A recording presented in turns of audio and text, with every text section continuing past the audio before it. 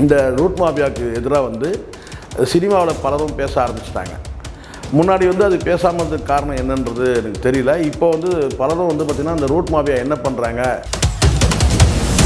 அதுதான் வந்து மாளவிகா மோகன், பிரியங்கா மோகன் போன்றவங்கெல்லாம் வந்து கடுமையான எதிர்ப்பு. இது இயக்குநர்கள் எல்லாமே வந்து பார்த்திங்கன்னா வாய்ப்பில்லாத இயக்குநர்கள் எல்லாம் வந்து கொதிச்சு போயிருக்கிறாங்க இந்த ரூட் மாஃபியாவுக்கு எதிராக.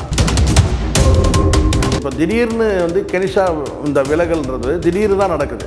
நீதிமன்றத்தில் வழக்கு இருக்குது, ஒரு பக்கம் வந்து டைவர்ஸ் வழக்கு வந்து முடியாமல் இருக்குது. இவங்க வந்து ஒன்றா தான் சுற்றிட்டு தானே இருந்தாங்க. இதில் வந்து 3 குடும்பங்களை வந்து கெடுத்துட்டாங்கன்னு சொல்லி பேசுகிறாரு.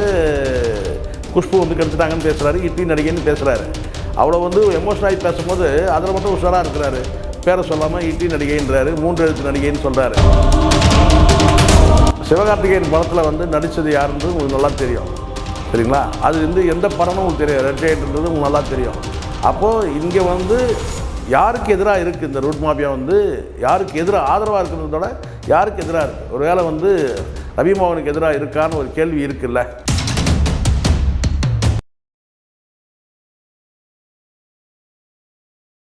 சார் வணக்கம். சார் வணக்கம். நடிகை ஓவியா கலைவாணி திரைப்படத்தின் மூலமாக தமிழ் சினிமாவுக்கு அறிமுகமானவங்க. அவங்க நடுநடுவில் பார்த்தீங்கன்னா பல கான்ட்ரவர்சி கருத்துக்களை உள்ள நுழைப்பாங்க. இப்போ புதுசாக ஒரு கான்ட்ரவர்சி கருத்தை உள்ள நுழைச்சிருக்காங்க. என்னென்ன கான்ட்ரவர்சிலாம் கிடையாது, அவங்க தான் கான்ட்ரவர்சி ஆகிடுவாங்க. லீக்டு வீடியோ போட்டு அந்த பொண்ணை வந்து பார்த்தீங்கன்னா வந்து நீங்கள் தான் கான்ட்ரவர்சி ஆக்கிட்டீங்கன்னு வேணா சொல்லுங்கள். உங்களை சொல்ல மீடியாக்கள் தான். இப்போ சமீபத்தில் வந்து இந்த ரூட் மாஃபியா உங்களுக்கு தெரியும், கீழே வந்து இயங்கக்கூடிய ஜெகதீஷ் பழனிசாமி அவர் வந்து பார்த்தீங்கன்னா பல சித்து விளையாட்டுகள்லாம் பண்ணியிருக்காரு அப்படின்ற மாதிரி தோல் உரிச்சு காட்டியிருக்காங்க. முதல்ல வந்து அந்த ரூட் மாஃபியா வந்து விசாரிக்கணும், கண்டிப்பாக பின்புலத்தில் என்னென்ன இருக்குன்னு.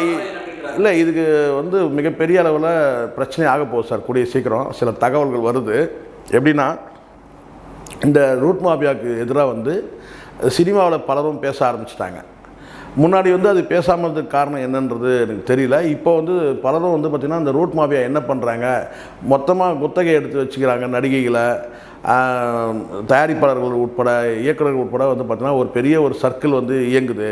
இதன் மூலமாக பலருக்கு வந்து பார்த்திங்கன்னா வந்து இணங்கி போகாத நடிகைகள் வந்து பார்த்திங்கன்னா இவங்க வந்து நெகட்டிவ் ப்ரொமோட் பண்ணுறாங்க இந்த ரூட் மாஃபியா வச்சு. இப்போ உதாரணத்துக்கு ஒரு படத்தில் வந்து ஒப்பந்தம் செய்யப்படணும்னா வந்து வயா வந்து ரூட் வழியாக தான் போகணும், நீங்கள் டைரெக்டாக மூவ் பண்ண முடியாது. அப்படி டைரெக்டாக ஏதாவது நீங்கள் பண்ணுறீங்க, இல்லை இவங்களுடைய அந்த ரூட்டில் அந்த அமைப்பில் வந்து இணையலைன்னு வச்சுங்க, அவங்க வந்து நெகட்டிவாக வந்து பார்த்திங்கன்னா வந்து ஃபோக்கஸ் பண்ணுறதுன்னு ஒன்று நடக்குது. அதுதான் வந்து மாளவிகா மோகன், பிரியங்கா மோகன் போன்றவங்கெல்லாம் வந்து கடுமையான எதிர்ப்பு. இது இயக்குநர்கள் எல்லாமே வந்து பார்த்திங்கன்னா வாய்ப்பில்லாத இயக்குநர்கள் எல்லாம் வந்து கொதிச்சு போயிருக்கிறாங்க இந்த ரூட் மாஃபியாவுக்கு எதிராக. எல்லாருமே இதில் ஒரு வகையாக பாதிக்கப்படுறாங்க. அது இயக்குநர்கள், தயாரிப்பாளர்கள், ஏற்கனவே வந்து புதிய இயக்குநர்கள், ஏற்கனவே படம் எடுத்த இயக்குநர்கள் எல்லாமே வந்து பார்த்தீங்கன்னா அந்த ரூட் மாஃபியான்ற அந்த ரூட்ன்ற அந்த அமைப்பு கீழே வரணும். அப்படி வரலைன்னா அவங்கள வந்து பார்த்திங்கன்னா வந்து கிடைக்கிற வாய்ப்பை தடுக்கிற விதமாக வந்து நெகட்டிவாக ப்ரொமோட் பண்ணுறதுன்னு ஒன்று நடந்துட்டு இருக்குது. இது நீண்ட காலமாக நடக்குது. இப்போது ஆட்சி அதிகாரத்துக்கு வந்த பிறகு பார்த்தீங்கன்னா மிகப்பெரிய வந்து வலிமை பெறுன்ற மாதிரி இருக்குது அந்த ரூட் மாஃபியா. இப்போ எல்லாரும் பேச ஆரம்பிக்க. இப்போ வந்து மாரிதாஸ் தொடர்ந்து ரூட் மாஃபியா குறித்து பேசிட்டு இருக்கிறாரு. மத்திய அரசும் ஒரு பார்வை வந்து அந்த ரூட் மாஃபியான்றது என்னன்றதை வந்து ஒரு பார்வையை செலுத்தியிருக்கிறாங்க அப்படின்னு பார்க்கப்படுது. ஒரு காலத்தில் உங்களுக்கு தெரியும், அந்த மன்னார்குடி மாஃபியான்னு சொல்லி ஒன்று இருந்தது, உங்களுக்கு தெரியும் நினைக்கிறேன், ஜெயலலிதா ஆட்சியில். அது சசிகலா குடும்பம் தான் மன்னார்குடி மாஃபியா. ஏன்னா லிங்க் இருக்குது, செயின் லிங்க் மாதிரி சுற்றி வந்து ஜெயலலிதா அவர்களை சுற்றி வந்து ஆட்சி அதிகாரத்தை சுற்றி ஒரு பெரிய ஒரு வலை ஒன்று, வலிமையான ஒரு வலை இருந்துச்சு. அதுதான் மன்னார்குடி மாஃபியா. கிட்டத்தட்ட இது ரூட் மாஃபியாவும் அப்படி தான் இருக்குது. இதில் வந்து பார்த்திங்கன்னா பல கைகள் உள்ளே இருக்குதுன்னு சொல்கிறாங்க. அதுக்கு உதாரணம் தான் கவர்னரை போய் சந்திக்கும் போது வந்து பார்த்திங்கன்னா சம்மந்தமே இல்லாமல் அந்த தயாரிப்பாளர் வெங்கட் நாராயணா போனது உங்களுக்கு தெரியும் நினைக்கிறேன், கே வெங்கட் நாராயணா. ஸோ அது போன்ற வந்து பல தயாரிப்பாளர்கள் வந்து ஒட்டுமொத்தமாக ஒரு தமிழ் சினிமாவே வந்து பார்த்திங்கன்னா வந்து ஒரு கூண்டுக்குள்ளே வருது, அந்த ரூட்டுன்ற அந்த கூண்டுக்குள்ளே வருது. இது ஆபத்தான போக்கு. ஒரு காலத்தில் வந்து உங்களுக்கு எப்படி வந்து டானுங்கிட்ட மாறிட்டு இருந்துச்சு பாலிவுட்டு. மிகப்பெரிய நடிகர்கள் எல்லாருமே வந்து பார்த்தோன்னா அதில் வந்து பல வந்து தற்கொலைகள் கூட நடந்து உங்களுக்கு தெரியும்னு நினைக்கிறேன். இப்போவும் கூட இருக்குது. எனக்குன்னா வந்து பெரிய டான்கள் கிட்ட வந்து பார்த்தீங்கன்னா அந்த நடிகர்கள் வந்து சிக்கிக்கிட்டு இருப்பாங்க. பாலிவுட்டில் நடந்துச்சு. கிட்டத்தட்ட இதுவும் தான் ரூட்டும் அப்படி தான் இருக்குது. இந்த ரூட்டுன்ற அமைப்பும் வந்து பார்த்திங்கன்னா இருக்கிற வந்து நடிகைகள் அத்தனையும் வந்து பார்த்தோன்னா குத்தகைக்கு எடுத்து வச்சு இவங்களை வந்து ஒப்பந்த அடிப்படையில் ஒரு ஒப்பந்த ஊழியர்கள் மாதிரி வந்து ஒரு பாண்டட் லேபர் மாதிரி நடத்துகிறாங்க. இது வந்து அவங்களுடைய வளர்ச்சிக்கு வந்து தற்காலிகமாக வந்து ஒரு வாய்ப்பு இருக்குன்னு சொல்லி அவங்க போய் இணைகிறாங்க. இணையாதவர்கள் வந்து பார்த்திங்கன்னா இப்போ பிரியங்கா மோகன்லாம் ஃபீல்ட் அவுட்டே போயிட்டாங்க. காரணம் என்ன கேட்டிங்கன்னா, உங்களுக்கு தெரியும் டாக்டர் டான் படத்தெல்லாம் நடித்தாங்க இல்லையா அந்த பிரியங்கா மோகன், அவங்க வந்து ஃபீல்ட் அவுட்டே போயிட்டாங்க. அது காரணம் ரூட்ன்ற அமைப்பில் இணையில் இருந்தான். அப்போ ஓவியா போன்ற நடிகைகள் வந்து துணிச்சலாக இதை பேச வரதை வந்து பாராட்டணும் உண்மையிலே. ஆமாம் சார், இப்போ சமீபத்தில் உங்களுக்கு தெரியும் இந்த ஜெயம் ரவி அவர்கள், ரவி மோகன், கனிஷா மேட்ரு இதில் கூட இந்த ரூட் மாஃபியா சம்மந்தப்பட்டிருக்கும் அப்படின்ற மாதிரி சொல்கிறாங்க. இல்லை, அதுதான் சார் நான் சொல்கிறேனே, இது முழுக்க முழுக்க இங்கே பல நடிகர்கள் வந்து வாய்ப்பு இல்லாமல் போகிறதுக்கு காரணமே வந்து இதுதான். இப்போ இதெல்லாம் எதிர்த்து ஓரளவுக்கு வந்துட்டுருக்குறாங்கன்னா, இப்போ சிவகார்த்திகேயன் எடுத்துங்க, சிம்பு எடுத்துங்க, இது மாதிரி இருக்கிறாங்க. இது காலப்போக்கில் என்னன்னு கேட்டால், இப்போ ஆட்சி அதிகாரத்துக்கு முன்னாடி இருந்தது வேறு, இப்போ ஆட்சி அதிகாரத்துக்கு வந்த பிறகுன்னா வந்து பவர் கையில் இருக்கிறதுனால இந்த ரூட் மாஃபியான்றது வலிமை பெறுது. இது மூலமாக என்னென்னு கேட்டால், ஒரு பக்கம் அரசியல் படுத்துறதுன்னு ஒன்று இருக்குது. அரசியலில் வந்து பார்த்திங்கன்னா வந்து விஜயை வந்து முன்னிலைப்படுத்துகிற வேலையை செய்யுது. இன்னொரு பக்கம் வந்து சினிமான்ற மிகப்பெரிய ஒரு என்ன சொல்ல ஒரு ஆயுதம்.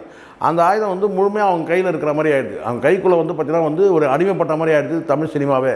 இதை எதிர்த்து ஒரு பெண் குரல் கொடுக்குறாங்கன்னும் போது உண்மையிலே பாராட்டணும். வந்து இப்போ பரவலாக வந்து அந்த ரூட் மாஃபியா குறித்து பலரும் பேச ஆரம்பிச்சிட்டாங்க. அடுத்த கட்டமாக வந்து கேட்டால் மத்திய அரசோட பார்வையை கூட வந்து ரூட் மாஃபியா மீது வந்து விழுந்திருக்கின்ற தகவலும் கிடைச்சிருக்கு. பார்க்கலாம் என்ன நடக்குதுன்னு பார்க்கலாம்.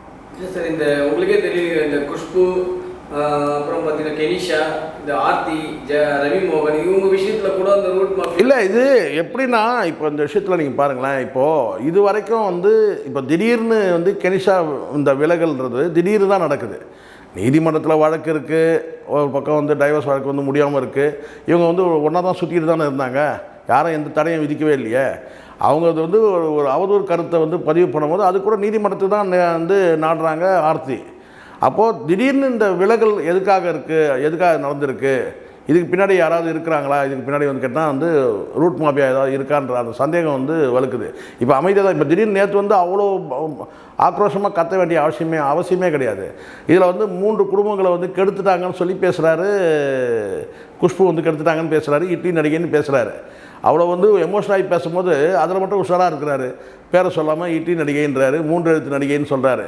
ஸோ இந்த பிரச்சனையில் வந்து பார்த்திங்கன்னா வந்து ரூட் மாஃபியாவும் இதில் இதுக்கு உள்ளே இருக்குமா, யாருக்கு இப்போ ஆதரவாக இருக்குது, குஷ்புக்கு எதிராக இருக்கா, ஒரு வேலை எதிராக இருக்கிறதுக்கான வாய்ப்பு இல்லை, குஷ்புக்கு எதிராக இருக்கிறதுக்கான வாய்ப்பு இல்லை. ஆனால் எதுக்காக வந்து பார்த்திங்கன்னா இப்போ இந்த ரவிமோகன் வந்து இப்படி பேசுகிறாரோ, ரவிமோகனை பேச வைக்கிறாங்களோ, ஒரு ரவிமோகனுக்கு எதனால் வாய்ப்பு மறுக்கப்படுது, சிவகார்த்திகேயன் படத்தில் அவர் நடித்ததுனால வாய்ப்பு மறுக்கப்படுதா ஒரு வேலை.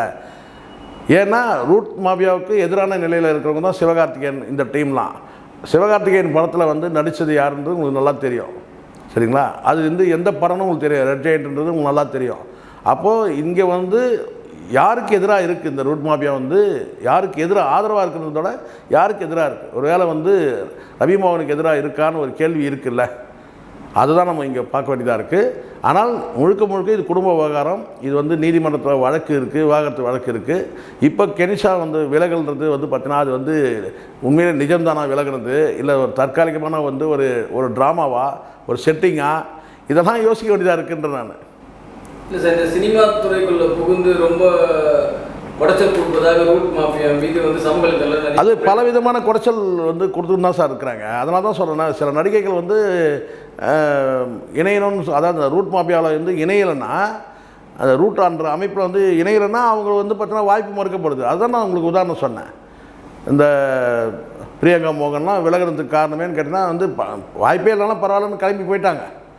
அது காரணம் என்னென்னா இவங்க கொடுக்குற நெருக்கடி தான். ஸோ இந்த கடைசியாக முடிவில் வந்து நிற்கிறதுனா இந்த அட்ஜஸ்ட்மெண்ட்டுன்ற அந்த விஷயம்லாம் நாளைக்கு வெடிக்கும் போது தான் அப்போ தான் தெரிய வரும் இதுக்கு பின்னாடி எவ்வளோ பெரிய வந்து நடந்திருக்கு. அது அடுத்த கட்டம் அதான். எப்படி இந்த நடிகை, அதுவும் பெரும்பாலும் அந்த அந்த அமைப்பில் வந்து பார்த்தீங்கன்னா நடிகைகள் தான் வந்து பிரதானமாக இருக்கிறாங்க. அதில் முழுக்க ஒரு ஒப்பந்த ஊழியர் மாதிரி அதில் சிக்கியிருக்கிறாங்க. அப்போ இது வந்து ஏதாவது ஒரு பிரச்சனை வெடித்தா தான் வந்து தெரிய வரும். இன்றைக்கி ஓவியா வந்து போல்டாக வந்து பேச ஆரம்பிச்சிருக்கிறாங்க. இல்லை சார், இந்த ரூட் அந்த அமைப்போடைய செயல்பாடுகள் என்னென்னா, இந்த இன்ஸ்டாகிராம், இந்த ட்விட்டரு, இந்த இணையதளங்களெல்லாம் யாரெல்லாம் ஃபேமஸாக இருக்காங்களோ அவங்களெல்லாம் பிடிச்சிக்கிறாங்க. முழுக்க ரூட் மாஃபியாவோட மெயின் போர்ஷனே என்னன்னு கேட்டிங்கன்னா இணையம்தான். இணைய வலிமையை வந்து பார்த்தீங்கன்னா ஒரு மிருக பலமாக வச்சுருக்கிறாங்க. ஒரு டேமேஜ் கண்ட்ரோலாக இருக்கட்டும், ஒரு பொய்யான விஷயத்த உண்மையாக நீங்கள் சொல்லணுன்னா கூட, உண்மையாக்கணும்னா இந்த மீடியாக்கள் மூலமாக அதை வந்து ஸ்ப்ரெட் பண்ணுறதுன்னு ஒன்று இருக்குது. அவங்களுக்கு ஏதாவது ஒரு பிரச்சனை இருக்குன்னா டேமேஜ் கண்ட்ரோல்னு ஒன்று இருக்குது, இல்லை டேக் டைவர்ஷன் ஒன்று இருக்குது. இதெல்லாம் வந்து பார்த்தீங்கன்னா ரொம்ப சொல்கிறதுன்னா ரொம்ப வலிமையாக பண்ணிட்டு இருக்கிறாங்க. ஒன்றுமே இல்லாததை வந்து பார்த்தீங்கன்னா வந்து பெருசாக வந்து ப்ரொபகண்டா பண்ணி காட்ட முடியும். பெரிய மேட்டரை வந்து பார்த்தீங்கன்னா ஒன்றுமே இல்லாத பண்ண முடியும். அதை தான் இன்றைக்கி இணையம் பண்ணிகிட்ருக்கு. அதை வந்து ரூட் மாஃபியாவோட பெரிய போர்ஷனே வந்து பார்த்திங்கன்னா நீங்கள் நிறைய விங்கு இருக்குது சார். அதனால தான் மாஃபியான்னு எதனால் சொல்கிறாங்கன்னா ஒவ்வொருத்தரும் ஒரு விங்கு எடுத்துக்கிறாங்க. சினிமா வந்து ஒரு விங்குனா, இன்னொரு பக்கம் வந்து பார்த்தீங்கன்னா இந்த மீடியா பிளாட்ஃபார்ம்ன்றது அது ஒரு தனி. இந்த இன்ஸ்டாவாக இருக்கட்டும், ட்விட்டராக இருக்கட்டும், இதுக்குன்னு தனியாக ஒரு வார் ரூமே செயல்படுது. மிகப்பெரிய ஒரு கட்டமைப்பு கூட இருக்குது. ரொம்ப கஷ்டம். அதை வந்து இப்போதைக்கு வந்து ரூட் மாஃபியா வந்து களை எடுக்கிறதுன்றது வந்து பார்த்திங்கன்னா அது வந்து ரொம்ப கடினமான விஷயமாக தான் பார்க்கப்படுது. மெல்ல மெல்ல ஒட்டுமொத்த சினிமாவும் அந்த ரூட் மாஃபியாக்குள்ளே போயிடும்ன்ற மாதிரி தான் பல இயக்குநர்கள் சொல்கிறாங்க. வாய்ப்பை இழந்த இயக்குநர்கள் சொல்கிறாங்க. இது வந்து பெரிய அளவில் இப்போவே வந்து இவங்க பண்ணுறாங்க. எல்லா மீடியேஷன், எல்லா படங்களும் ஒப்பந்தம் வந்து ரூட் மாஃபியா மூலமாக தான் வந்து ஒப்பந்தமே ஆகுன்ற அந்த நிலை இருக்குது. பெரிய பெரிய நடிகர்களே விழி பிதுங்கி கிடக்கிறாங்க. இப்போ சிவகார்த்திகேயனாக இருக்கட்டும், வந்து தலைவர் ரஜினி கூட உட்பட வந்து பார்த்திங்கன்னா விழி பிதுங்கி நிற்கிறாங்க. இது முழுக்க முழுக்க இந்த சினிமா வந்து ரூட் மாஃபியா கிட்ட சிக்கிக்கிட்டு இருக்குன்ற மாதிரி தான் பேசுகிறாங்க. சார், உங்களுக்கே தெரியும், இந்த ரூட் அமைப்பு மூலமாக இந்த இன்ஸ்டாகிராமில் வந்து வீடியோ போட வைக்க வேண்டியது. முதலமைச்சர் விஜய் அவர்களுக்கு பதவிக்கு வர்றது முன்னாடி, பதவி வந்த பிறகு கூட இந்த 2500 வேணாம் சார், நீங்கள் நல்லா இருந்தாலே போதெல்லாம் வீடியோ போட்டாங்க. அப்புறம் கேட்டால் நான் காசு கொடுத்தாங்க, அந்த மாதிரி பேசணும்னு சொல்லி மன்னிப்புலாம் கேட்குறாங்க. இதுக்கு எல்லாமே இந்த மாதிரி காரணம் அமைப்பு தான். எலெக்ஷனுக்கு முன்னாடியே நிறைய விஷயம் நடந்தது, உங்களுக்கு தெரியும்னு நினைக்கிறேன். இது எல்லாமே செட்டிங். அதாவது கேட்டால் வந்து நாங்கள் பொண்டாட்டியாக கூட இருப்போம்னு சொல்லி பேசிச்சில ஒரு பொண்ணு. அதெல்லாம் வந்து இப்போ அடுத்து எங்கே இருக்கிறாங்கன்னு தெரியுமா? அவங்க இப்போ முதலமைச்சர் சிஎம் ஆகிட்டாரு விஜய். அவங்க யாராவது எங்கேயாவது இருக்கிறாங்களா? ஏதாவது தெரியுதா? பேசுகிற நபர்கள்லாம் இது எல்லாமே இவங்க வந்து பேச வச்சு செட்டிங். இதெல்லாம் வந்து கேட்டால் இது ஒரு நார்மலைஸ் பண்ணுறது சார். ஒரு பெரிய விஷயத்தை வந்து கேட்டால் இப்படி சொல்லிட்டேன், நாங்கள் வந்து பொண்டாட்டியாக கூட இருப்போம்னு சொன்னது.